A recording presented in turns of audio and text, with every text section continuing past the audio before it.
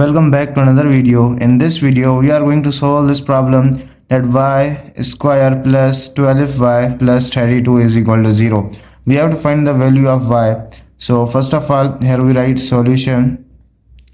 Then here we write y power 2 plus we write 12 is 8y plus 4y plus we write 32 as same is equal to 0.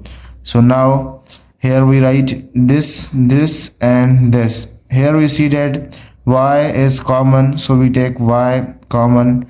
Then here remaining y plus 8 bracket over plus here 4 is common, so we take 4 common. Then here remaining y plus 8 is equal to 0. So now y plus 8 and y plus 8, so we take y plus 8 is common, so we write y plus 8 bracket multiply by we write 4 y plus 4 is equal to 0. So now y plus 8 is equal to 0 and y plus 4 is equal to 0. We write y plus 8 is equal to 0 and we write y plus 4 is equal to 0.